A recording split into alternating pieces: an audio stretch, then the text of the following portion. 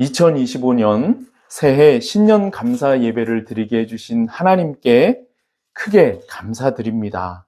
우리 한번 서로 환한 얼굴로 이렇게 인사하면 좋겠습니다. 새해에 하나님께서 우리를 위해서 새 일을 행하실 것입니다. 새해에 하나님께서 우리를 위하여 새 일을 행하실 것입니다. 한 번 더 이렇게 인사하겠습니다.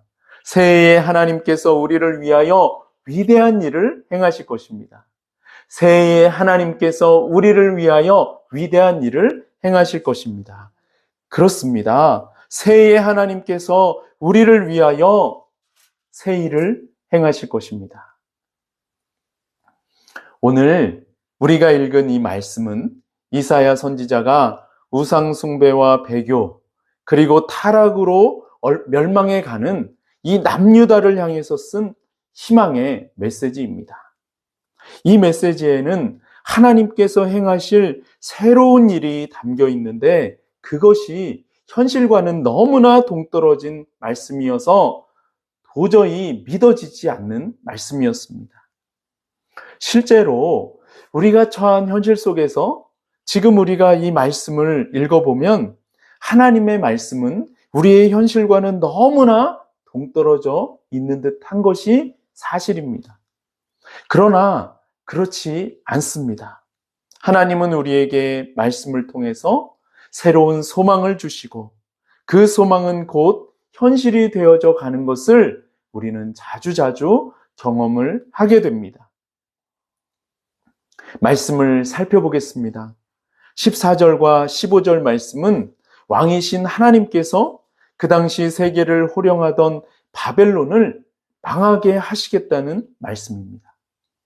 그 당시 바벨론은 세계를 정복하고 다스리고 있는 강대국이었는데 여러분, 이게 가능하겠습니까? 당대의 상황만을 놓고 보면 절대로 가능해 보이지 않습니다. 실제로 바벨론에 의해서 유다는 망했습니다. 가능해 보이지 않는 정도가 아니라 이것은 불가능한 것입니다. 그런데 그 뒤에 실제로 이 말씀이 성취되었다는 것을 우리는 알 수 있습니다. 지금은 이 바벨론이 흔적조차 사라져버렸기 때문입니다. 누가 하신 것입니까? 바로 살아계신 하나님께서 행하신 것입니다. 우리 16절 말씀을 같이 한번 읽어보겠습니다. 15절 말씀이네요. 15절. 자, 시작. 나는 여호와 너희의 거룩한 이요 이스라엘의 창조자요 너희의 왕이니라. 아멘. 너희의 왕이니라. 이 말씀은 오늘 본문뿐만 아니라 이사야서 전체에서 그리고 성경 전체에서 대단히 중요한 말씀입니다. 그래서 이러한 표현들이 성경을 보면 곳곳에서 반복적으로 계속해서 등장하는 것을 볼 수가 있습니다. 암송하시면 정말 좋겠습니다. 이 말씀은 하나님께서 이 세상의 진정한 통치자라는 뜻입니다.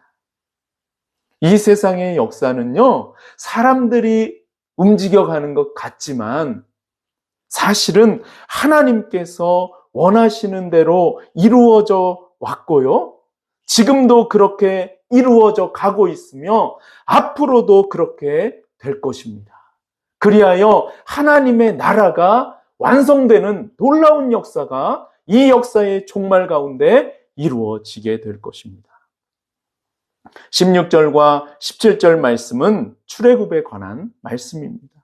하나님은 이스라엘 백성들이 당시 세계를 호령했던 그 애굽에서 나올 때 자유주의자들이 주장하는 것처럼 갈대 습지가 아니라 깊은 홍해 바다를 가르셔서 마른 땅이 되게 해 주셨습니다. 전능하신 하나님은 이스라엘 백성들이 깊은 홍해 바다를 다 건너자마자 양옆으로 서 있던 물이 순식간에 다시 와르르 흐르게 하심으로 뒤따라오던 애굽의 군사들과 마병과 병거를 일시에 몰살시키셨습니다. 거기 말씀에 나와 있죠? 17절 말씀을 보십시오. 나와 있습니다. 이들이 몰살당한 이유는 하나님에 대해서 도전을 했기 때문입니다. 하나님은 지금도 하나님에 대해서 도전하는 자는 그대로 내버려 두시지를 않습니다. 그런데 18절에는 매우 의미심장한 말씀이 등장하는 것을 볼 수가 있습니다. 우리 함께 18절 말씀을 읽어보겠습니다. 시작. 너희는 이전 일을 기억하지 말며 옛날 일을 생각하지 말라. 이 말씀에서 이전 일과 옛날 일은 출애굽 사건을 가리키는 것입니다. 하나님께서 친히 이스라엘 백성을 출애굽시키신 이 사건을 기억하지 말고 잊어버리라고 말씀하시는 것입니다. 대단히 충격적입니다. 이 말씀을 항상 기억하라고 그랬거든요. 출애굽한 너희를 출애굽시켜준 나를 항상 기억하고 너희가 출애굽한 것을 항상 기억하라고 하셨는데 지금 하나님께서는 이것을 이제는 기억하지 말라고 2번이나 반복해서 말씀하시는 것입니다. 하나님께서 왜 이렇게 강력하게 말씀하시는 것일까요?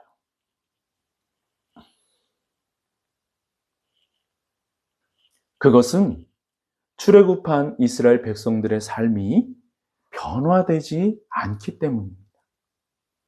변하지 않는 정도가 아니라 우상 숭배를 하고요, 배교하며 심지어는 굉장히 많이 타락했기 때문입니다. 본문 말씀 뒤에 나오는 24절 말씀과 27절 말씀을 보면 하나님께서 이스라엘 백성들이 우상 숭배와 타락으로 죄를 짓는 것을 고발하시며 심히 한탄하시는 것을 볼 수가 있습니다. 하나님의 마음이 얼마나 아프셨을까요? 하나님은 이제 새 일을 행하시기로 결정하셨습니다. 우리 19절과 20절 말씀을 같이 한번 읽어보겠습니다. 19절과 20절 시작. 보라, 내가 새 일을 행하리니 이제 나타낼 것이라. 너희가 그것을 알지 못하겠느냐? 반드시 내가 광야의 길을 사막의 강을 내리니 장차 들짐승 곧 승냥이와 타조도 나를 존경할 것은 내가 광야의 물을 사막의 강들을 내어 내 백성 내가 택한 자에게 마시게 할 것임이라. 아멘. 보라, 내가 새 일을 행하리니 이제 나타낼 것이라. 삶이 변화되지 않을 뿐만 아니라 배교하고요, 우상 숭배하며 타락한 이스라엘 백성들에게 하나님은 새 일을 행하시겠다고 말씀하십니다. 이 새 일은 우리의 유일한 구원자이신 예수 그리스도의 십자가 사건을 가리키는 것입니다.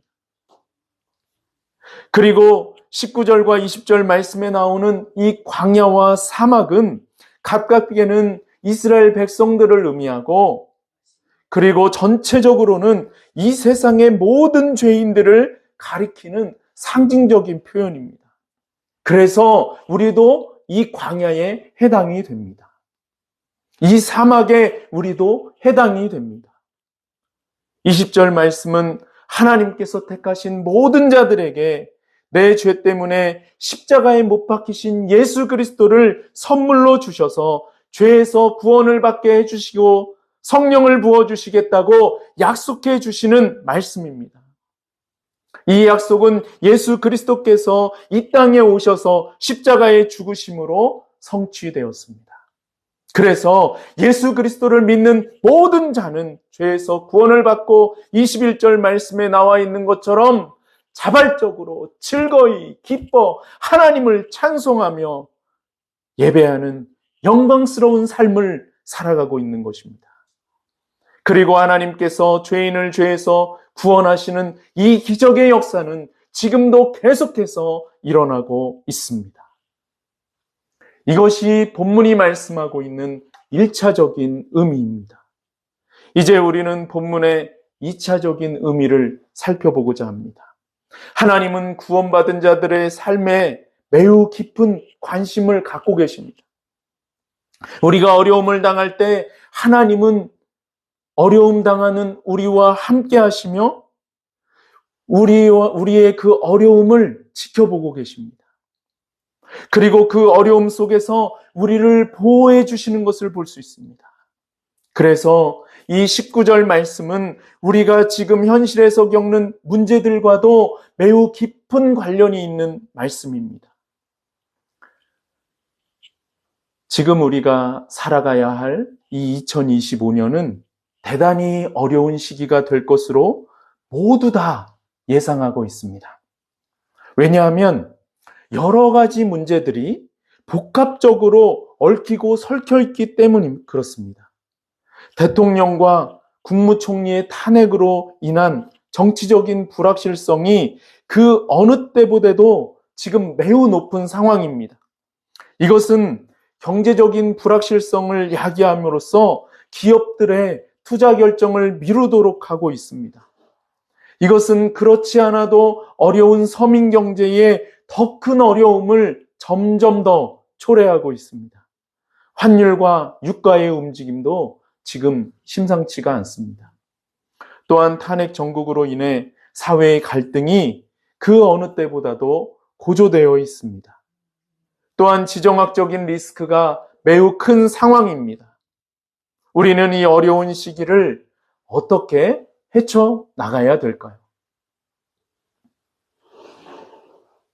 만약 환율이 2,000원대로 치솟으면 그때는 유가가 급등하고 부동산 가격이 폭락할 수가 있습니다.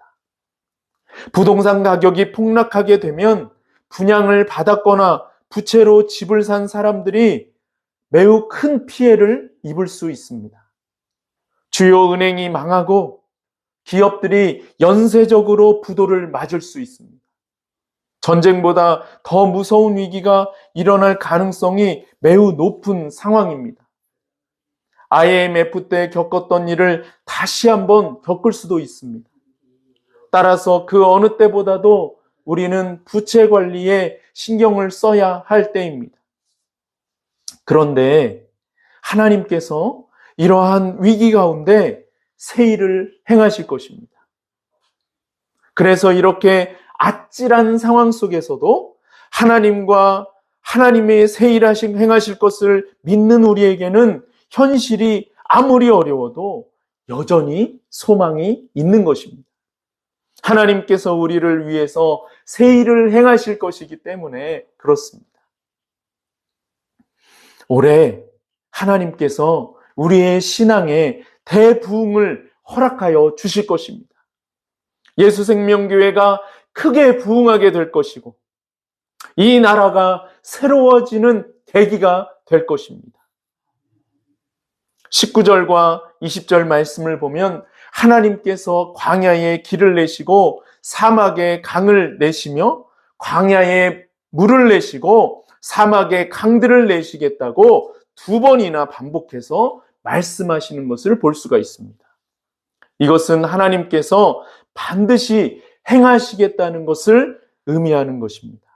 우리는 여기에서 하나님의 매우 강한 의지를 엿볼 수 있습니다. 다시 한번 말씀을 드리지만 광야는 메마른 우리와 이 교회 그리고 이 나라를 가리키는 표현입니다. 이 말씀은 올해 예수생명교회의 표어이기도 합니다. 하나님께서 이 말씀을 우리에게 주셨습니다. 하나님께서 이 어려운 시기에 예수생명교회에 이 말씀을 주신 이유는 예수생명교회와 우리 교회에 속한 모든 성도들이 이 말씀을 붙잡고 하나님께서 친히 행하시는 새로운 일을 기대하며 놀라운 부흥의 역사를 경험하라는 것입니다. 그러므로 우리에게는 어떤 상황이 벌어지더라도 넘어지지 않을 수 있는 강력한 소망이 있습니다. 이 소망을 가진 자는 살아계신 하나님께 간절히 기도하게 됩니다. 저는 요즘 매일 새벽마다 1시간 기도를 하고 있습니다. 제가 1시간 기도를 드리는 이유는 하나님께서 메마른 강야와 같은 제 인생에 새 일을 행하실 것을 믿고 있기 때문입니다.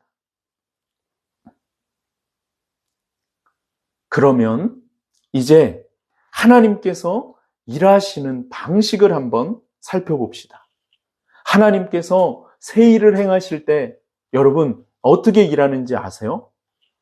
하나님은 새 일을 행하실 때에 우리가 기대하는 그런 방식으로 일하지 않으십니다. 우리는요, 기도하면은 기도하자마자 우리가 기도했던 그 일들이 막 그냥 우리가 기대한 대로 당장에 그냥 막 일어나기를 기대하는 그런 인간적인 심리가 있습니다. 그러나 하나님은 절대라는 표현을 아무 데나 쓰면 안 되지만 하나님은 절대로 그렇게 일하지 않으십니다. 오히려 하나님은 우리가 기도하는 것과는 전혀 반대로 일을 하십니다. 기도해도 아무런 일이 일어나지 않거나 혹은 기도한 이후에 상황이 오히려 더 나빠지게 되는 경우도 있습니다. 바로 이것이 하나님께서 일하시는 방식입니다. 너무나 특이하고 사실 황당하기까지 합니다. 그런데 우리의 근시안적인 눈으로 보기에는 하나님께서 아무런 일도 행하시지 않는 것처럼 보이는 그 순간에 역설적이게도 하나님께서 일하고 계신다는 증거가 됩니다. 하나님께서 이렇게 일하시는 이유가 여러 가지가 있는데 가장 분명한 이유는 바로 나중에 일어나게 될 그 기적이 오직 하나님께서 행하신 일임을 분명히 드러내기 위해서 하나님께서는 이런 방식으로 일하시기를 기뻐하신다는 것입니다. 점점 잘 되어져 가는 건요, 사람도 할 수 있는 일이에요. 그런데 믿음으로 기도하며 행함에도 불구하고 아무런 일도 일어나지 않거나 심지어는 더 나쁜 일이 일어나다가 갑자기 기적이 일어나는 것은요, 오직 하나님만이 하실 수 있는 일입니다. 그래서 우리 하나님은 이런 식으로 일하시는 것을 매우 좋아하신다는 거예요. 물론 하나님께서 서서히 잘 되게 해주시는 것도 분명히 있습니다. 그런 일도 분명히 하나님께서 하시는 일이 맞지요. 저는 지금 전도의 열매를 놓고 계속해서 간절히 기도하고 있습니다. 그런데 아무런 일도 일어나지 않고 있어요. 교회에 아무도 오지 않고 있습니다. 그런데 저는 하나님께서 전도의 열매를 주실 것을 확신하고 있기 때문에 지금도 하나님 앞에서 1시간씩 전도의 열매를 놓고 간절히 기도하고 있습니다. 아무런 일도 일어나지 않는 것 같은 지금 이 순간에도 하나님께서 일하고 계심을 믿기 때문입니다.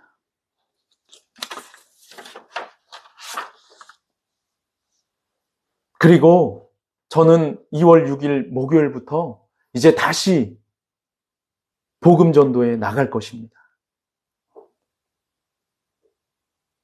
왜냐하면 하나님께서 이 전도의 열매를 맺게 해주실 것을 마음 중심에서부터 정말로 믿고 있기 때문에 가지 않을 수가 없고요. 사실 지금도 너무나 가고 싶습니다. 환경이 허락되지 않아서 제가 가지 않는 부분도 있고 또 보니까 이 전도 방학도 필요하더라고요. 전도 방학 때 다시 믿음을 새롭게 하고 다시 하나님 앞에 이 전도를 놓고 간절히 기도하며 나아가는 일도 매우 중요하기 때문에 제가 잠시 쉬고 있지만 저는 다시 갈 것입니다. 그런데 제가 어제 새벽에 이 자리에 앉아서 로마서 4장의 말씀을 읽다가 깜짝 놀랐어요. 저만 이런 게 아니라는 것을 알게 되었기 때문이에요. 아브라함도 그랬더라고요. 로마서 4장 16절부터 22절에 있는 말씀을 보니까요, 하나님께서 아브라함에게 자녀를 약속해 주시고 나서 1년, 2년, 3년, 4년, 5년 쭉 무려 24년 동안이나 아무런 일도 일어나지 않았다는 겁니다. 여러분, 이 정도면은 하나님을 불신해도 되잖아요? 그죠? 뭐 하시는 겁니까, 하나님? 하나님께 따질 수 있지 않겠습니까? 하나님이 살아계시면 역사가 나타나야지 뭐 하시는 거냐고 지금. 하나님께 따질 수 있지 않겠어요? 그런데 아브라함은 놀랍게도 이렇게 고백했습니다. 하나님은 죽은 자를 살리시며 없는 것을 있는 것으로 부르시는 이신이라. 아멘. 하나님은 죽은 자를 살리시며 없는 것을 있는 것으로 부르시는 이신이라. 여러분, 일이 잘 될 때는 이런 고백을 하는 게 쉽습니다. 누가 못해 이런 고백? 다 할 수 있어요.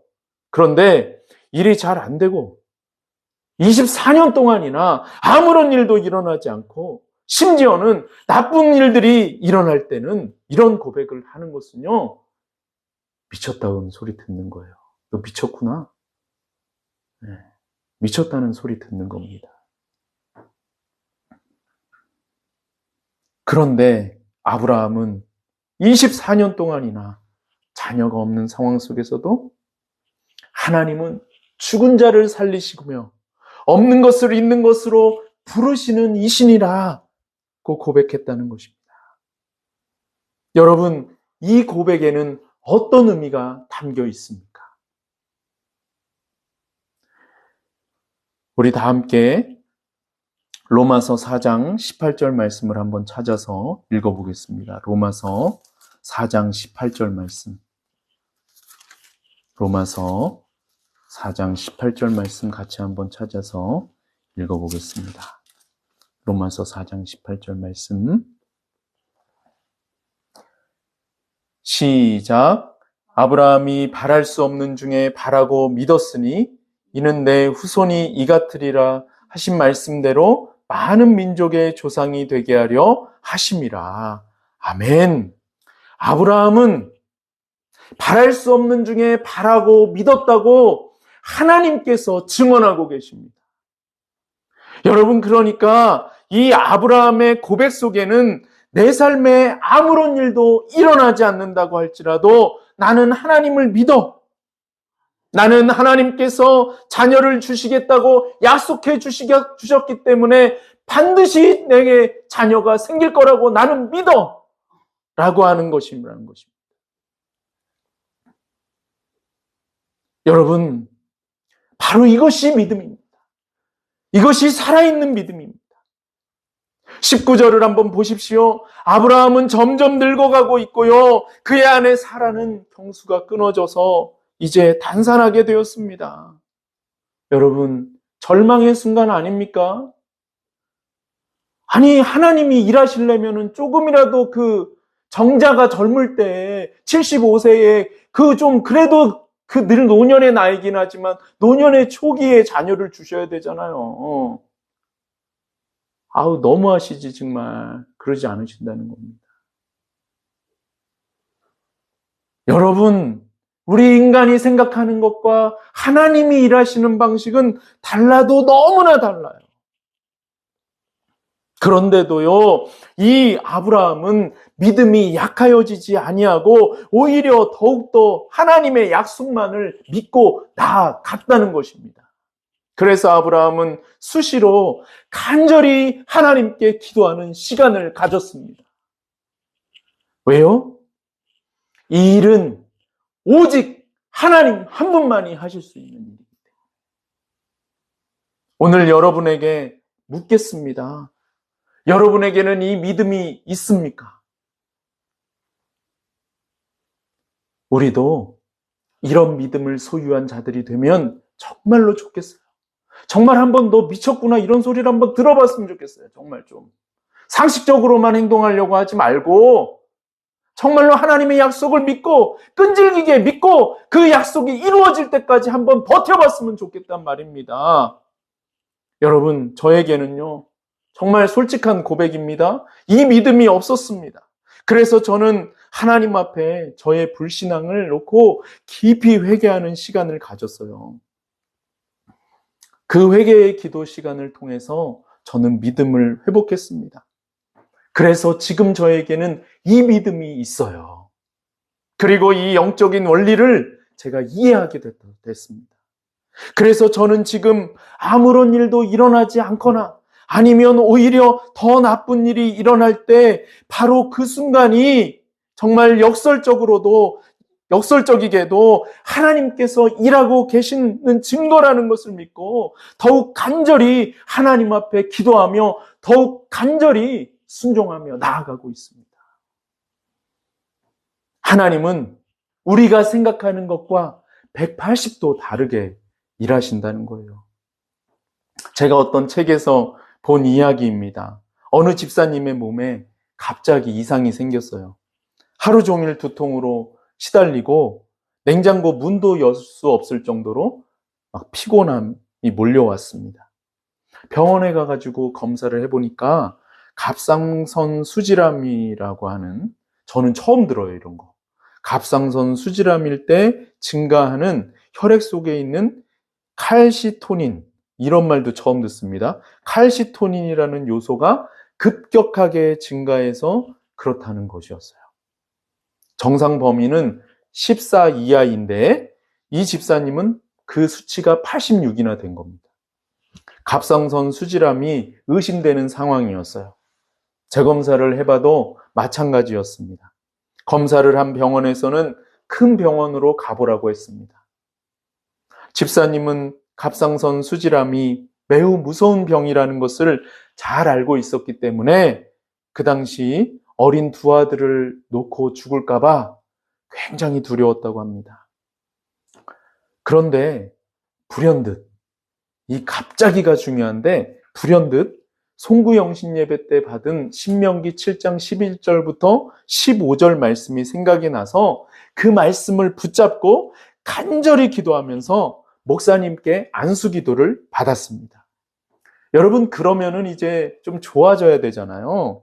그런데 대학병원에 가서 다시 검사를 한 결과 수치가 내려간 게 아니라 오히려 110으로 더 올라가 있었습니다.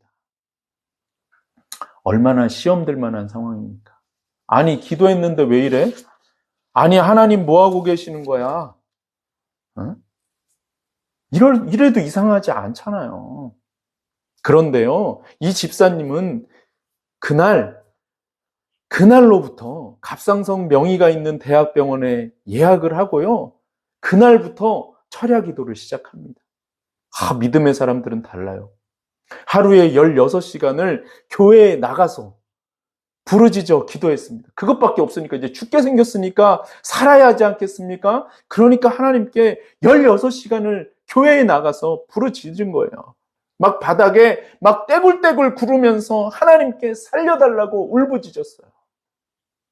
그때 하나님께서 이 집사님이 지은 여러 가지 죄악들을 생각나게 해주셨어요. 하나님은 우리에게 역사하시기 전에 항상 먼저 우리의 죄를 보여주시죠. 그러한 것들 회개하라고. 여러분, 그래서 이 집사님이 그때 하나님 앞에 죄를 놓고 깊이 회개하는 시간을 갖습니다. 그중 한두 가지만 소개를 하면요, 자신을 누구보다도 귀히 여기시는 이 친정아버지를 미워했던 일과 아파트 중도금 문제를 해결해 주시면 11조를 드리겠다고 하나님께 철석같이 약속해 놓고서 지키지 않은 일이었어요. 그래서 이 부분을 놓고 하나님 앞에 간절히 회개했습니다.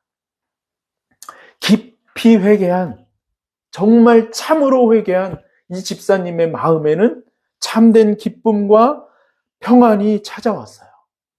그래서 세 번째 검사를 받으러 간 병원에서 이번에도 100이 넘는 수치가 만약에 나오게 되면 갑상선을 절개해서 암세포를 찾아야 한다고 했지만은 이 집사님의 마음은 놀랍도록 고요하고 평온했습니다. 설령 최악의 결과가 나오더라도 모든 것을 끝내시는 것이 아니라 바로 그 시점이 하나님께서 더 큰 축복으로 인도하시는 새로운 출발점이라는 확신을 갖고 나아가게 된 것이에요. 그리고 검사 결과가 이제 나오기까지 15일이 걸렸는데 이 기간 동안에 정말 많은 기도 응답의 역사가 일어나기 시작을 했습니다. 그 가운데 한 가지만 말씀을 드리면, 이 시어머니의 영혼 구원을 위해서 간절히 기도해 왔는데 무섭고 강팍한, 이 발음 잘해야 되죠? 강팍한 어렵습니다. 이 시어머니가 예수를 믿게 된 거예요. 할렐루야! 기도하면 역사가 나타나요. 드디어 검사 결과를 확인하는 날이 된 거예요. 병원에 갔더니 혈액 속에 칼시토닌 수치가 5로 낮아졌다는 기적 같은 얘기를 듣게 되었습니다. 집사님이 살아있는 믿음을 가지고 있었기에 하나님께서 고쳐주신 것입니다. 사랑하는 여러분, 하나님은 우리의 생각과는 180도 다르게 일하시는 분입니다. 우리의 눈앞에 펼쳐지는 현실이 어려워지면 어려울수록 더 많이 기도하고 더 많이 순종해야 하는 이유가 바로 여기에 있습니다. 하나님께서 일하시고 계시기 때문에 더 많이 기도하고 더 많이 순종해야 되는 것입니다. 지금 이 나라가 얼마나 위태롭습니까? 계엄령을 선포한 대통령 탄핵은 그렇다 치더라도 국무총리까지 탄핵을 한다는 것은 일반 국민으로서는 도저히 납득하기 어려운 것입니다. 다수당의 횡포라고밖에 보여지지 않습니다. 국민을 이렇게 불안하게 만들어서 도대체 무엇을 하려고 하는 것입니까?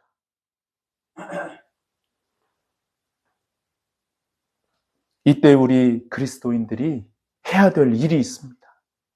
바로 깨어서 기도하는 것입니다. 미국의 초대 대통령이었던 조지 워싱턴은 나라와 민족을 위해서 매일 새벽 4시에 하나님께 이런 기도를 올려드렸다고 합니다. 전능하신 하나님, 미국을 보호하실 수 있는 분은 오직 하나님 한 분뿐이라는 것을 믿습니다. 이 나라의 지도자들로 하여금 하나님의 말씀에 순종하게 하시고 국민을 사랑하는 진정한 형제를 주시옵소서. 지도자들이 솔선하여 정의로운 생활을 하게 하시고 자비를 사랑하며 행복한 나라를 만들기 위해 겸손히 백성을 섬기는 자가 되게 하소서. 얼마나 아름다운 기도문입니까? 저는 조지 워싱턴의 이 기도가 오늘 우리의 기도가 되기를 원합니다. 워싱턴 대통령은 새벽 4시에 일어나는 것이 아니라 새벽 4시에 서재에 들어가서 성경이 놓여있는 작은 탁자 앞에서 무릎을 꿇고 기도하는 것으로 하루의 직무를 시작했다고 합니다. 그의 비서였던 로버트 루이스가 한 말입니다. 그러니 틀림없는 사실이겠지요. 여러분, 그리스도인들의 삶은 이 세상 사람들의 삶과 뭐가 달라도 달라야 하지 않겠습니까? 이 세상 사람들 불안해한다고 우리도 불안해하면 되겠습니까? 이 세상 사람들 염려한다고 우리도 염려하면 되겠습니까? 이 세상 사람들 나라 망했다고 기도하지 않는다고 우리도 기도하지 않으면 되겠습니까? 여러분, 우리 이 나라의 민족을 위해서 깨어서 기도합시다. 제가 말씀드렸던 이 위기들이 현실이 되지 않도록 우리 깨어서 기도합시다. 이 나라의 지도자들이 바로 서도록 기도합시다. 우리가 기도하면 하나님께서 우리의 기도를 들으시고 반드시 새 일을 행하실 것입니다.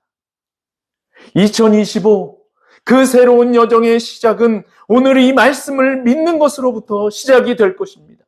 이 약속을 믿고 기도하는 것으로부터 시작이 될 것입니다. 그리고 기도한 대로 행동으로 옮겨나가는 것으로부터 2025 그 새로운 여정의 시작이 시작될 것입니다.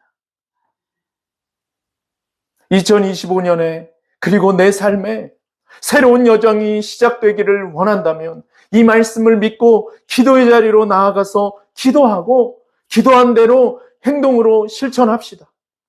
저는 지금 불가능한 것들을 놓고 기도하고 있습니다.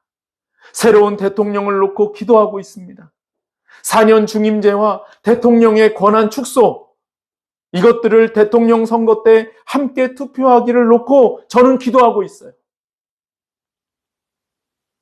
저는 악을 일삼는 북한 정권의 몰락을 놓고 기도하고 있습니다. 하나님께서 38선을 완전히 거두어 주시기를 기도하고 있습니다. 그리고 북한의 복음의 자유가 임하기를 놓고 간절히 기도하고 있습니다. 또한 저는 전도의 열매를 놓고 기도하고 있습니다. 올해 한 가정도 없는 이 교회에 30가정을 보내달라고 지금 기도하고 있습니다.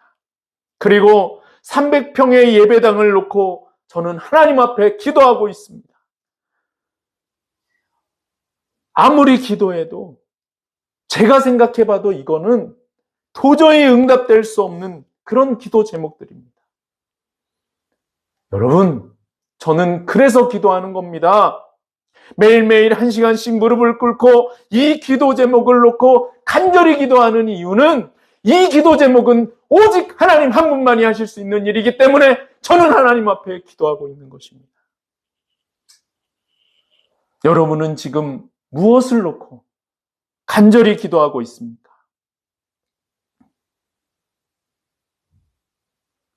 무엇을 놓고 기도하시든 한번 불가능해 보이는 것들을 놓고 간절히 기도해 보시기 바랍니다. 하나님께서 그 기도에 반드시 응답해 주실 것입니다.